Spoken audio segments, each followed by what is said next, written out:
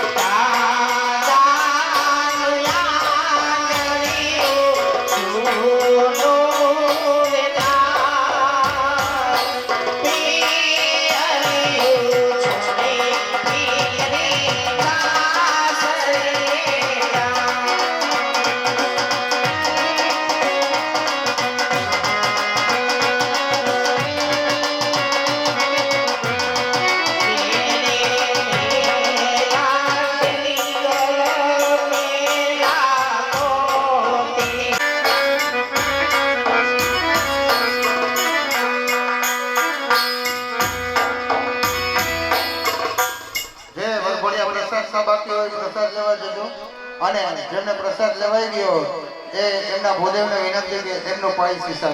દર્શક મિત્રો નમસ્કાર. આજે અમે આવ્યા છીએ જૂના વાઘણીયા એટલે કે હિન્દવા પીર આશ્રમ.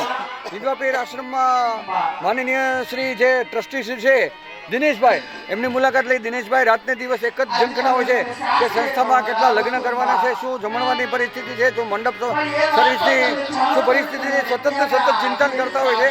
અને સાથે સાથે ફાળો કઈ રીતે એકત્રિત કરવો, કોને કેટલું કરિયાવર આપવું, એ સતત ચિંતામાં હોય છે ને કેટલા વર્ષોથી આ કામગીરી કરી રહ્યા છે. શું દિનેશભાઈ આજે કેવો સમૂહ લગ્ન સફળ થયો? આજે અમારે આ 16મા સમૂહ લગ્નની અંદર ખૂબ સરસ આયોજન થયું છે.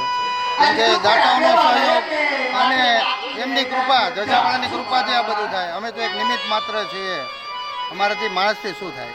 પણ ખરેખર આનંદ એક એવો આનંદ હતો કે આપણે ઘરે પ્રસંગ કરીએ ને એમાં જે આનંદ લઈને એટલો આનંદ અમે અહીંયા લીધો છે.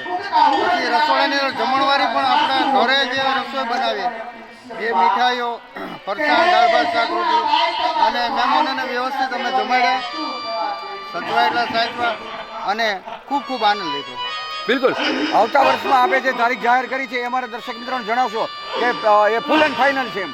આ વર્ષે પણ 1/1 અને 2026 નક્કી હતી અને આવતા વર્ષમાં પણ 27ની અંદર પણ પહેલા મહિનાની 1લી તારીખ અમારે સમૂહ લગ્નને નક્કી કરી છે અને એમાં ખાલી 25 લગ્ન રાખવાના છે.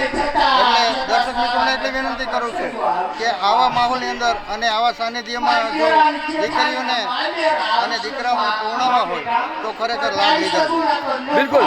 જે સ્વયંસેવકો છે, જે અગ્રણીની પબ્લિક જનતા છે, તમારું ટ્રસ્ટી મંડળ છે, હિન્દવા પીર આશ્રમના સદસ્યો છે, તો એમણે આવી સરસ કામગીરી ખાલી એક હુકમ ઉપર કે ભાઈ દિનેશભાઈ બોલે કે આ પ્રમાણે કરવાનું છે, તો કેવા મનથી ને કેવા દિલથી સ્વયંસેવકો બધાનો આભાર માનશો, ગ્રામજનો વગેરે વગેરે?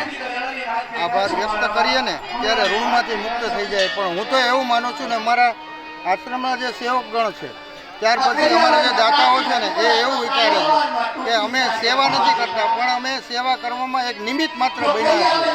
ઈશ્વરે અમને નિમિત્ત બનાવ્યા ને એ મોટામાં મોટો ઈશ્વરનો ઉપકાર માને. બિલકુલ. દર્શક મિત્રો, દિનેશભાઈ પોતાના મનથી દિલથી એક લોકોનો આભાર પણ માન્યો. આ વર્ષના લગ્ન એકદમ સફળ ગયા અને ખાસ કરીને આપ નોંધી લ્યો 1/1/2027 આવતા વર્ષે આ જ તારીખ, આ જ સમય, આ જ દિવસે એટલે કે 365 દિવસ પછી, 1 વર્ષ પછી સમૂહ લગ્નમાં જોડાવા માગતા હોય તો અત્યારથી બુકિંગ કરી લેશો. અને હિન્દવા પીર આશ્રમમાં જે જસા ભગત સંચાલન ખૂબ કરી રહ્યા છે, જસા ભગત બધું દિનેશભાઈને ટ્રસ્ટી મંડળને હોપી દીધું છે અને એ એવી સરસ કામગીરી કરે કે એમાં કાંઈ ઘટે નહીં એવી સરસ કામગીરી કરી છે અને આ વર્ષના લગ્ન ખૂબ જ સફળ ગયા છે. એમ્બલ ટીવીનું મનોજ સદાણી, જૂના વાઘણીયા, અમરેલી.